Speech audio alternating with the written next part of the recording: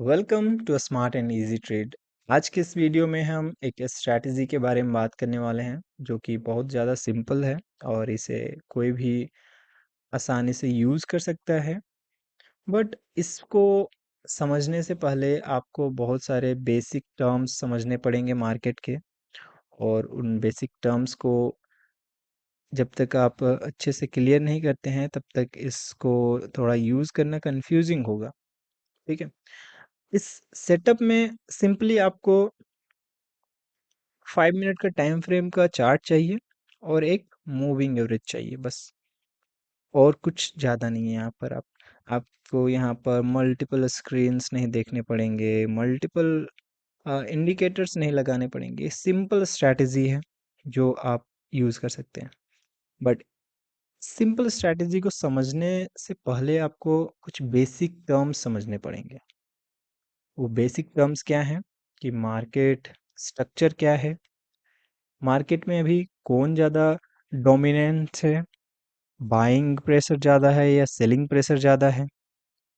इस चीज़ को समझना पड़ेगा आपको। और इसके लिए एक पूरा बेसिक से बहुत ज़्यादा लंबा एक वीडियो बन जाएगा जहाँ पर मैं बेसिक क्लियर कर दूंगा उस चीज़ों जितने सारे चीज़ यहाँ पर सीखने हैं आपको।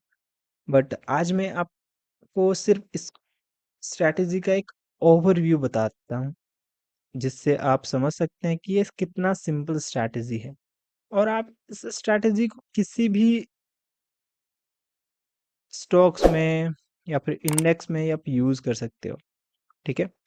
तो हम सिंपल सा स्टार्ट करते हैं। चलिए निफ्टी से स्टार्ट करते हैं। ठीक है।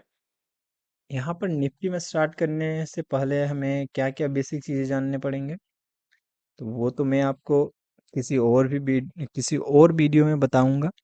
आज यहाँ पर एक सिंपल सा स्ट्रैटेजी जो है वो मैं आपको बता देता हूँ। तो सिंपल सा स्ट्रैटेजी क्या है, आपको 5 मिनट का टाइम फ्रेम चाहिए और जिसमें भी आपको ट्रेड करना है वो उसका चार्ट ओपन कर लीजिए। देन आपको मार्केट का स्ट्रक्चर समझना है और स्ट्रक्चर के साथ साथ बाइंग प्रेशर और सेलिंग प्रेशर समझना है। बाइंग प्रेशर सेलिंग प्रेशर किस तरह से समझ सकते हैं, तो यहाँ पर अगर हम सिंपल सा इसको ईएमए को हटा देते हैं और यहाँ पर देखते हैं आपको क्या दिख रहा है प्राइस में। यहाँ पर आपको ग्रीन कैंडल्स ज़्यादा दिख रहे हैं या रेड कैंडल्स ज़्यादा दिख रहे हैं, और किस डायरेक्शन में ज़्यादा बड़े बड़े कैंडल दिख रहे हैं। तो यहाँ पर अगर हम सिंपल सा देखें तो यहाँ पर तो हमें ज़्यादातर रेड कैंडल्स ही दिख रहे हैं। अगर हम स्पेसिफिक एक स्विंग पे लें, लेग पे लें, तो हमें पता चलेगा कि किस लेग में ज़्यादा है कैंडल्स। यहाँ पर सबसे पहले हम कुछ एरियाज मार्क कर लेते हैं जो बहुत ज़्यादा इम्पोर्टेंट लग रहा है यहाँ पर। अगर हम सिंपल सा इस पैरेलल लाइन को ड्रॉ करें यहाँ से इस लेवल पे और इस लेवल से फिर नीचे की तरफ, यहाँ पर इस एरिया में देखिए ये सिंपल सा यहाँ पर दोनों एरियाज में आ रहा है। ये पैरेलल लाइन हमने ड्रॉ कर लिया। अब देखते हैं यहाँ पर क्या हो रहा है, मार्केट किस तरह से मूव कर रहा है इस पैरेलल लाइन के अंदर। सिंपल सा हम बोल सकते हैं एक चैनल है। प्राइस यहाँ पर आया, इस जगह पे टच किया, देन अगेन ऊपर की तरफ यहाँ गया, देन यहाँ पर नीचे फिर से आया और यहाँ पर टच किया। देन ये अब कोशिश कर रहा है फिर से ऊपर की तरफ जाने का। वी कैन से दैट यहाँ तक आ सकता है। ठीक है। तो देखिए 5 मिनट के टाइम फ्रेम में हमने क्या क्या आइडेंटिफाई किया। पहला तो हमने देखा कि ये हमें कुछ कॉन्टेक्स्ट दिख रहा है, मार्केट का स्ट्रक्चर दिख रहा है कि मार्केट एक चैनल में है। क्या है, चैनल में है। अब मार्केट चैनल में है और मार्केट जो भी है प्राइस हमेशा किस तरह से मूव करता है, तो वो हमेशा अप डाउन स्विंग्स बनाता है। ठीक है। और अगर सिंपल सा अगर हम समझें कि अगर प्राइस अप डायरेक्शन में है तो वो हायर हाइज और हायर लोज बनाने की कोशिश करेगा। जैसे कि यहाँ पर ये इस हाई से हाई बनाया, यहाँ पर हायर हाइज बनाया और हायर लोज बनाया, इस हाई का फिर लो बनाया, हायर लोज बनाया। बट ये प्रीवियस लो को नहीं ब्रेक किया। ठीक है। तो ये अब बोल सकते हैं कि एक अप ट्रेंड, इस चैनल के अंदर एक अप ट्रेंड का यहाँ पर हमें एक स्ट्रक्चर दिखा है। ठीक है। स्ट्रक्चर दिखा है तो प्राइस सिंपली क्या करेगा कि एक मूव एक लेग उसका नीचे रहेगा और दूसरा लेग साइड रहेगा। देखिए डाउन लेग में हमें क्या दिख रहा है कि यहाँ पर रेड कैंडल्स ज़्यादा दिख रहे हैं। रेड कैंडल्स ज़्यादा दिख रहे हैं मतलब कि डाउन लेग में सेलर्स स्ट्रॉन्ग है। और देखिए यहाँ पर अप लेग में कौन है, बायर स्ट्रॉन्ग है। अगर सेलर्स डाउन साइड में डाउन लेग में स्ट्रॉन्ग नहीं होंगे तो प्राइस नीचे की तरफ जाएगा ही नहीं। और अप साइड में बायर्स स्ट्रॉन्ग है। तो इसी तरह से यहाँ पर देखना है कि हमेशा क्या होगा, डाउन लेग में हमें सेलिंग प्रेशर ज़्यादा दिखेगा, अप लेग में हमें बाइंग प्रेशर ज़्यादा दिखेगा। अगर हमें अप लेग में बाइंग प्रेशर नहीं दिख रहा है ज़्यादा, सेलिंग प्रेशर दिख रहा है, देन हम कैसे कह सकते हैं कि प्राइस यहाँ से ऊपर जाएगा। क्योंकि ओवरऑल बार बार तो मार्केट को ओवरटेक कर ले रहा है सेलर्स ही, तो प्राइस डाउन साइड की तरफ ही जाएगा ना। बट नहीं, जब तक बायर्स स्ट्रॉन्ग नहीं होंगे अपसाइड की तरफ, तब तक प्राइस अपसाइड की तरफ नहीं जाएगा। देखिए ये डाउन लेग आने के बाद यहाँ से प्राइस अब कोशिश कर रहा है अप लेग की तरफ जाने का, अप लेग की तरफ जाने का। तो यहाँ पर देखिए क्या होता है ना कि अप लाइक लेग पर जाने का कोशिश कर रहा है, तो यहाँ पर हमें कुछ चीज़ें समझना है। ठीक है, ऑप्शन ट्रेडिंग, आप लोग में से बहुत सारे लोग ऑप्शन ट्रेडिंग करते होंगे। ठीक है, ऑप्शन ट्रेडिंग में क्या होता है कि स्ट्राइक जो होता है, स्ट्राइक प्राइस जो होता है और जो हम इंडेक्स का चार्ट देखते हैं वो बहुत ज़्यादा डिफर करता है। ठीक है, अगर आप नियर एरियाज में एटीएम्स को बाय नहीं कर रहे हैं, आउट द मनी को बाय कर रहे हैं, ओटीएम्स को बाय कर रहे हैं, तो वहाँ पर चार्ट सिमिलर वर्क नहीं करता है। इसलिए क्या होता है ना, बहुत सारे लोग बोलते हैं कि सर हम इंडेक्स में तो अच्छे से एनालिसिस कर लेते हैं, हमारा इंडेक्स में तो हम परफेक्ट परफेक्ट देखते हैं कि यहाँ से प्राइस ऊपर की तरफ जाएगा और यहाँ से नीचे की तरफ जाएगा। बट जब ऑप्शन ट्रेडिंग करते हैं तो मार्केट हमारे फेवर में भी जाते रहता है, फिर भी हमारा लॉस होता है। तो इसका सिंपल सा रीज़न क्या है कि देखिए ऑप्शंस का प्राइस और जो भी हम अंडरलाइंग एसेट देख रहे हैं, लेट से अगर बोल सकते हैं हम निफ्टी 50 का ऑप्शंस में ट्रेडिंग कर रहे हैं, तो इसके इसका चार्ट और उसमें बहुत ज़्यादा डिफरेंस होता है। क्यों होता है? देखिए निफ्टी का अगर हम डायरेक्ट चार्ट देख रहे हैं तो इसमें कोई भी फैक्टर ज़्यादा यहाँ पर इफ़ेक्ट नहीं करता है। सिर्फ़ यहाँ बाइंग और बायर और सेलर्स प्राइस को इफ़ेक्ट करता है। बट जो ऑप्शंस का प्राइस होता है वो बहुत सारे फैक्टर्स उसको अफ़ेक्ट करते हैं। वहाँ पर जो उनके ग्रीक्स होते हैं, हर ग्रीक्स का अपना-अपना एक वहाँ पर अफेक्ट होता है प्राइस पे। सिंपल सा अगर हम समझें तो वहाँ पर एक टाइम का फैक्टर होता है ऑप्शंस में। आप आप किसी भी ऑप्शंस को बाय करके रख दीजिए, अगर प्राइस प्राइस कहीं भी मूव नहीं कर रहा है फिर भी ऑप्शंस वहाँ डीके होगा, क्योंकि वहाँ पा टाइम जो हो रहा है वो बीत रहा है। टाइम डीके होने का वहाँ पर एक प्रीमियम में इफेक्ट पड़ता है। देन वॉलेटिलिटी का इफेक्ट पड़ता है। तो इसलिए क्या होता है ना कि ऑप्शंस और इसमें बहुत ज़्यादा डिफरेंस हो जाता है कभी-कभी। ठीक है? तो अगर आप सिंपल सा उतना ज़्यादा नहीं फँसना चाहते हैं तो सबसे बेस्ट होता है कि आप फ्यूचर्स में ट्रेड करें। अगर आपका एनालिसिस परफेक्ट है देन आप ऑप्शंस में जाइए, बट एट द मनी और इन द मनी में ही ट्रेड कीजिए। ठीक है? क्योंकि वहाँ पर कुछ हमें सिमिलैरिटी दिख सकता है चार्ट में, बट अल्टीमेटली वहाँ पर हमें डिफरेंस दिखेगा, क्योंकि ऑप्शंस के प्राइस में बहुत सारे फैक्टर अफेक्ट करते हैं उसको। इसलिए अगर आप बिगिनर हैं और अगर मार्केट में आपको ऑप्शंस का ज़्यादा नॉलेज नहीं है, देन मैं तो आपको बोलूँगा कि आप स्टॉक्स में इक्विटी में ट्रेड कीजिए, या फिर स्टॉक्स के फ्यूचर्स में ट्रेड कीजिए, या फिर इंडेक्स के फ्यूचर में ट्रेड कीजिए। देखिए आप ऑप्शंस में लोग पैसे बनाने के लिए आते हैं कि ऑप्शंस में हम आएंगे और यहाँ पर कम फंड से यहाँ पर हम ज़्यादा प्रॉफिट कर सकते हैं। बट ये इतना इजी नहीं है। ठीक है, इसलिए अगर आप सच में यहाँ पर टिकना चाहते हैं देन आपको हम बोलेंगे कि ऑप्शन से थोड़ा सा दूर रहिए, फ्यूचर्स में आप ट्रेड कीजिए। ठीक है, और हो सके तो इक्विटीज में ट्रेड कीजिए। ऑप्शंस ऑप्शंस में प्रॉफिटेबिलिटी होता है, बट वहाँ पर आपको कुछ हाई एडवांस बोल सकते हैं टेक्निक्स के बारे में अच्छे से वहाँ बहुत ज़्यादा एक्टिव रहना पड़ेगा आपको, और तभी जाके वहाँ पर आप प्रॉफिटेबल ट्रेडर बन सकते हैं। ठीक है, तो चलिए हम अपने स्ट्रैटेजी पे आते हैं। तो यहाँ पर हमने क्या किया, यहाँ पर हमने देखा कि कॉन्टेक्स्ट बन रहा है। तो ये अब हमें क्या पता चल रहा है कि यहाँ से प्राइस अपसाइड की तरफ जा सकता है, तो हमारा फोकस कहाँ होगा ज़्यादातर, अप साइड की तरफ। हमें जहां भी पुल बैक मिले हम कोशिश करेंगे प्राइस को हम बाय करने का, ठीक है। जहां भी हमें पुल बैक मिले वहां प्राइस को बाय करने का। देखिए यहाँ पर मार्केट का जो यहाँ कॉन्टेक्स्ट है, कैंडल्स यहाँ पर बहुत ज्यादा हेल्दी वे में नहीं फॉर्म हो रहा है।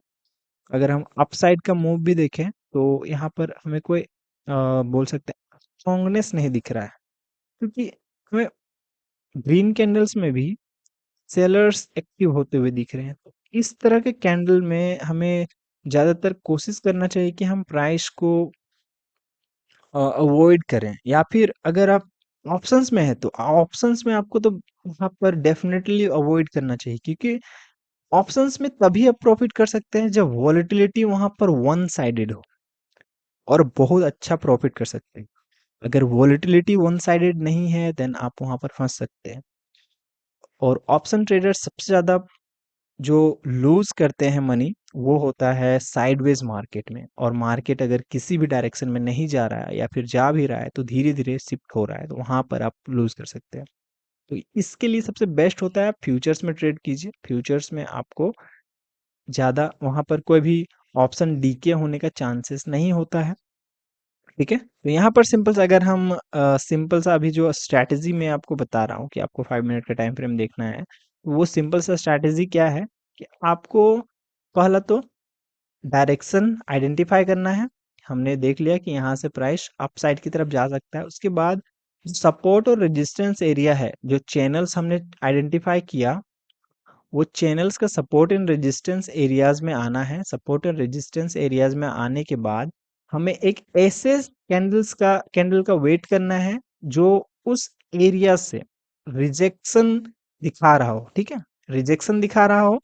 और सेकंड कैंडल, देखिए यहाँ पर सिंपल से यहाँ पर आते हैं, देखिए ये एक कैंडल है जो यहाँ पर सपोर्ट एरिया, सिंपल से अगर हम बोले कि सर यहाँ पर तो ये एरियाज हमने बाद में आइडेंटिफाई किया है, इसको इसको आइडेंटिफाई करने के बाद यहाँ पर पता चला है। तो अगर हम इसको नहीं देखें तो यहाँ पर देख सकते हैं, देखिए प्राइस क्या हुआ, प्राइस यहाँ पर आया, रिजेक्शन हमें दिखा। सिंपल से देखना है कि एक ऐसा कैंडल जिसका क्लोजिंग उस पूरे कैंडल के रेंज के बीच में हो। जी, हमें कैंडल ऐसा कैंडल देखना है जिसका सिंपल सा अगर रेंज यहाँ से मैंने देखा कि ये रेंज इतना बड़ा बना हुआ है, यहाँ से ये पूरा रेंज है, और रेंज का बीच में आके क्लोजिंग देता है वो, ठीक है। बीच में क्लोजिंग दिया है, क्या दिया है, बीच में क्लोजिंग। तो यहाँ पर सिंपल सा बीच में क्लोजिंग दिया है। तो वहां पर हमें उस तरह के कैंडल में क्या पता चलेगा कि यहाँ पर हमें बायर और सेलर्स दोनों एक्टिव दिख रहे हैं, ठीक है, बायर और सेलर्स दोनों एक्टिव दिख रहे हैं। मतलब देखिए यहाँ पर ये कैंडल इतना बड़ा कैंडल बना, यहाँ बायर्स हमें दिखे, बाइंग प्रेशर दिखा, और ये कैंडल अल्टीमेटली आके बीच में आके क्लोज हो गया। मतलब यहाँ पर बोल सकते हैं कि बायर्स ने तो ट्राई किया बट सेलर्स ने यहाँ पर आके इस कैंडल में यहाँ पर कोशिश करा कि प्राइस यहाँ से नीचे जाएगा। देखिए हमें इस तरह का कैंडल आइडेंटिफाई करना है कि यहाँ बीच में कहाँ पर क्लोजिंग हो रहा है, ठीक है, बीच में क्लोजिंग कहाँ पर हो रहा है। तो हमें पता चलेगा कि अब वो अपोजिट साइड जो है सेलर्स, सिंपल सा कह सकते हैं हम सेलर्स, वो यहाँ पर एक्टिव हो गए हैं। और उसके बाद हमें उसके बाद का कैंडल देखना है कि ये प्रीवियस कैंडल के अगर जो हाई है या लो है, यहाँ पर सिंपल सा हम बोल सकते हैं लो है, इसको अगर ब्रेक करता है, इसको ब्रेक करता है तो हम यहाँ पर सिंपल सा इस कैंडल में ट्रेड ले लेंगे। और इस कैंडल में ट्रेड लेने के बाद हमें स्टॉप लॉस प्रीवियस कैंडल के हाई के जस्ट ऊपर, सिंपल सा अगर हम यहाँ पर देखें कि ये इस प्रीवियस कैंडल को ब्रेक कर दिया, हम इस बीच में कहीं पर ट्रेड ले सकते थे, या फिर इसके क्लोजिंग में जाके हम ट्रेड ले सकते थे। और हमारा स्टॉप लॉस क्या होता है, इस कैंडल का थोड़ा सा ऊपर में लीजिए यहाँ पर 57 पॉइंट, ठीक है। और अगर हम टारगेट का बात करते हैं तो टारगेट हम 1:2 का लगा सकते थे, 100 150 सॉरी 100 या यहाँ तक हम इसका टारगेट लगा सकते थे।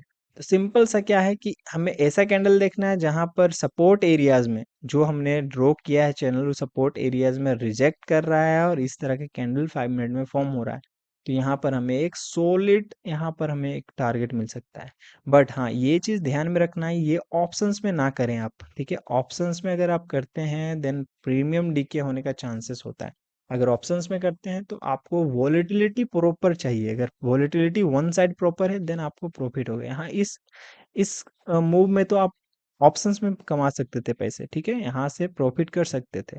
बट यही चीज अगर मैं यहाँ पर बोलूँ कि देखिए यहाँ पर एक कैंडल हमें दिखा है, यहाँ पर देखिए ये कैंडल पूरा इतना बड़ा बना और यहाँ पर बीच में आके हमें क्लोजिंग दिखा, ठीक है, ये जस्ट ये जो सपोर्ट एरिया है यहाँ से ये बीच में क्लोजिंग हमें मिला, तो बोल सकते हैं एक सिग्नल कैंडल है। और यहाँ से नेक्स्ट कैंडल देखना है कि इस कैंडल को कहाँ पर वो ब्रेक करता है और ऊपर के साइड क्लोजिंग देता है। तो सिंपल से देखिए इसके बाद हमें बहुत सारे इनसाइड कैंडल मिले। तो इनसाइड कैंडल क्या होता है, इनसाइड कैंडल अगर बन रहा है तो वहां पर बोल सकते हैं कि प्राइस में वहां पर इनडिसीजन क्रिएट हो रहा है कि प्राइस एक्चुअली में कहीं डिसाइड नहीं कर पा रहा है कि किस डायरेक्शन में जाना है किस डायरेक्शन में नहीं, ठीक है।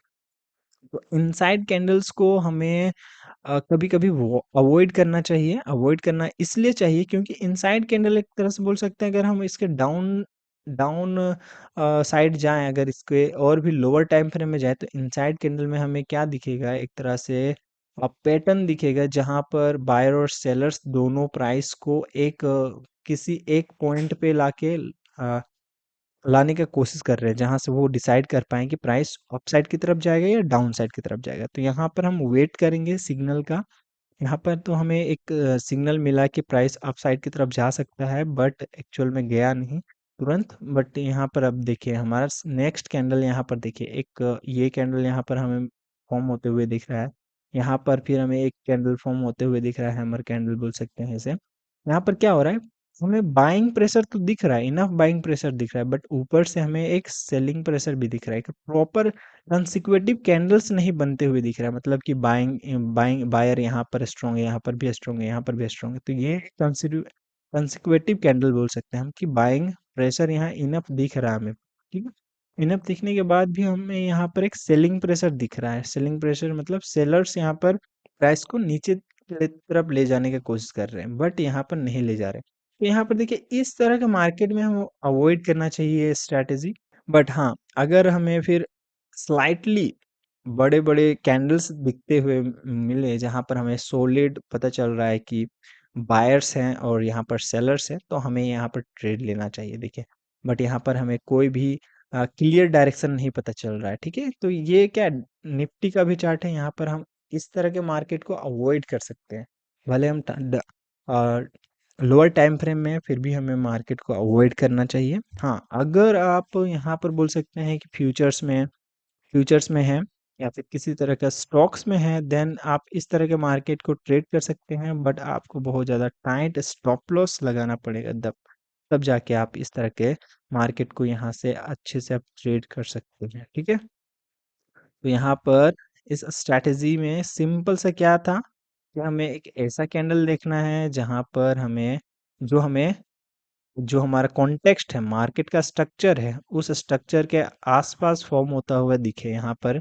जैसे ये सपोर्ट एरियाज में हमें फॉर्म होता हुआ दिख रहा है, रेजिस्टेंस एरिया में फॉर्म होता हुआ दिख रहा है, उस तरह का एरियाज में हमें फॉर्म होता हुआ दिखे तो प्राइस यहाँ से हमें एक अच्छा प्रॉफिट पोटेंशियल दे सकता है।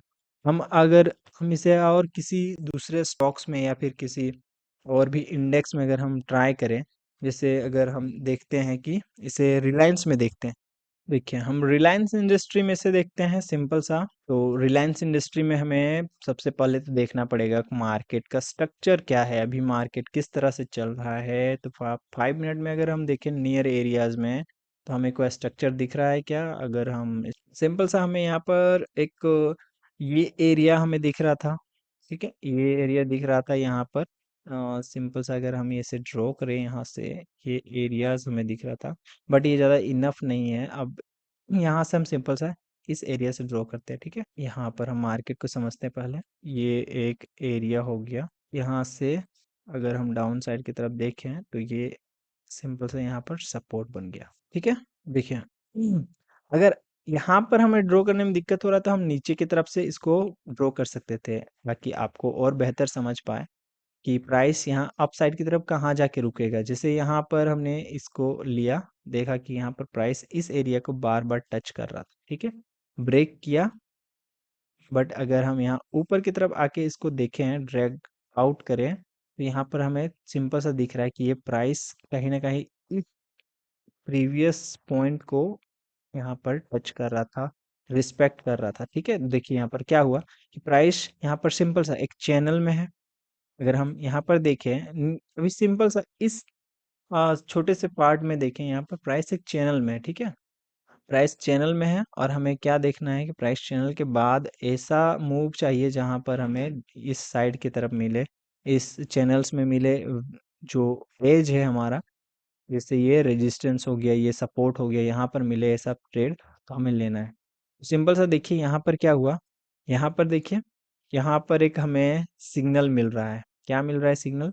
यहाँ पर हमें दिख रहा है कि प्रीवियस कैंडल को ये कैंडल क्या कर रहा है, बहुत अच्छे से यहाँ पर नीचे की तरफ क्लोजिंग देने में कामयाब हुआ। तो यहाँ पर हम बोल सकते हैं कि प्राइस डाउन साइड की तरफ जा सकता है। यहाँ पर हम सिंपल सा देखना है कि हमें प्रीवियस कैंडल का हाई और लो को अगर ब्रेक कर देता है, प्रीवियस कैंडल का हाई और लो को ब्रेक कर देता है तो हमें ट्रेड ले लेना है, और ये ट्रेड लेना है। और यहाँ पर हम ये एक सपोर्ट एरिया भी है, सॉरी रेजिस्टेंस एरिया है, तो यहाँ पर हम स्टॉप लॉस लगा सकते हैं। और हमारा टारगेट यहाँ पर जितना भी हम लोग यहाँ पर सिंपल सा जो ट्रेड लिए हैं, जितना का स्टॉप लॉस बन रहा है उससे ज़्यादा का हम 1:2 एटलीस्ट 1:3 का टारगेट लगा सकते हैं। 10 रुपये का अगर स्टॉप लॉस हमारा बन रहा है तो हमारा टारगेट क्या होना चाहिए, 120 होना चाहिए। 20 से 30 भी हम रख सकते हैं, तो 20 पार्सली हम 20 पहले बुक कर लेंगे 1:2। और अगर हमें लॉन्ग टर्म में और सस्टेनेबिलिटी चाहिए, हमें लॉन्ग टर्म तक टिकना है, तो हम 1:3 का टारगेट लेके चल सकते हैं। तो ठीक है, तो यहाँ पर हम क्लियरली देख सकते हैं कि प्राइस यहाँ से अब अगर हम इस चैनल को अगर फॉलो कर रहा है, प्राइस प्राइस इस चैनल को फॉलो कर रहा है, तो यहाँ पर हमें आराम से इसका टारगेट मिलता हुआ दिख सकता है। और देखिए यहाँ पर एक और भी हमें सिंपल सा यहाँ पर एक एरिया मिल रहा है जहाँ से प्राइस बार बार क्या कर रहा है, रिजेक्ट कर रहा है। तो यहाँ पर हम देख सकते हैं कि इस एरियाज में हमें ये प्राइस अपना टारगेट को अचीव करता हुआ दिख सकता है। ठीक है, तो इस वीडियो के लिए इतना ही। चलिए मिलते हैं नेक्स्ट वीडियो में। Thank you for watching.